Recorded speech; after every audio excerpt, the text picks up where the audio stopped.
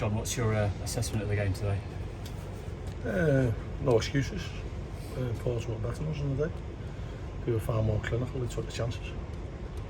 We had 4 shots on target, scored 4 times.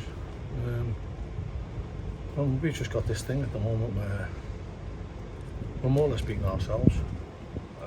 As I said, Portsmouth were better than us. And, well done to them. Congratulations. But we've got to improve.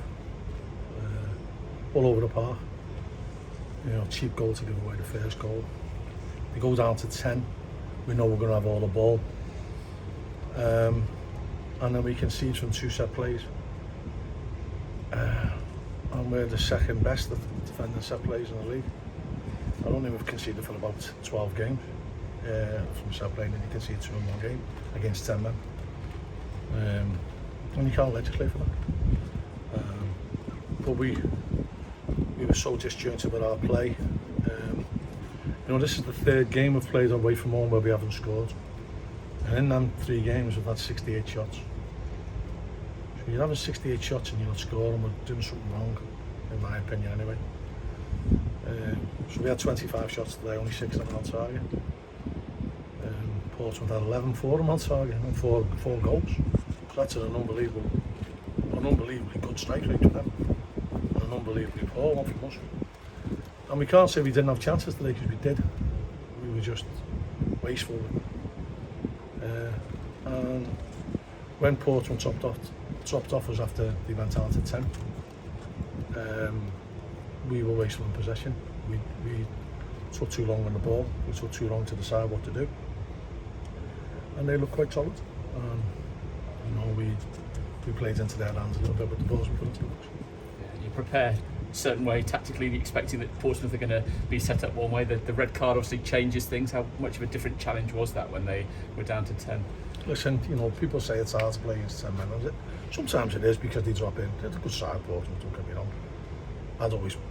If someone gives me a choice of playing against 10 men, I'll play against them every week. But we were wasteful in the possession when they allowed us the time and space on the ball. We didn't do enough. We didn't show enough imagination, and we didn't do it quick enough. And we allowed Portsmouth to get the 10 men behind the ball, and they did that really well. Counted on us really well, and scored some good goals.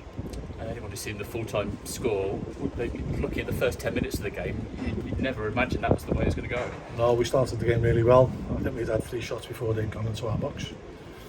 First goal was always a big game changer, and it was definitely the case today. The first goal was poor from our point of view. Didn't put enough pressure on the ball at any stage.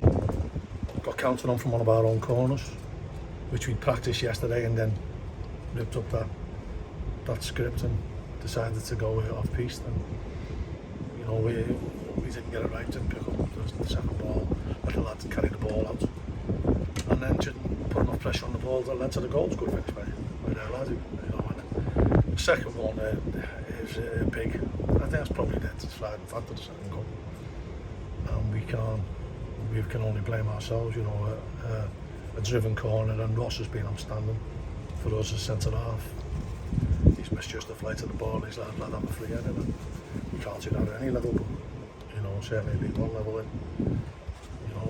It's in the back of your net, and you're staring down the barrel of a gun.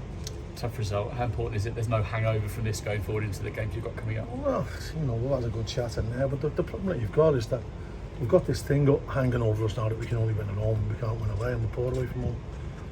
And the stats back that up, to be honest. But we've got to try and get away from that fact. We've got 6 more away games, and we've got to try and win them games. And the only way you're going to win them games is by being positive and playing positive football. Not at this moment in time, Portsmouth wouldn't have to be very good today to beat us today, because we were so wasteful and we were so architects of our own downfall. Now Portsmouth were good, so when it gets to that stage, you're in trouble. And we've got to stop being architects of our own downfall. We've got to be better on the ball. We've got to show a bit more urgency defensively and attacking wise. And all over, we've got to improve. We don't seem to have that problem at home. And I probably am not the only manager who's gone through this. I think plenty of managers have in the past, and sometimes it's down to a bit of luck. And as the old saying goes, the harder you work, the luckier you get, so we've got to try and work harder. You've probably been on runs before away from home when results haven't been coming. You just get the first one on the road, and maybe the mentality will change a bit. That's what we've got to hope, but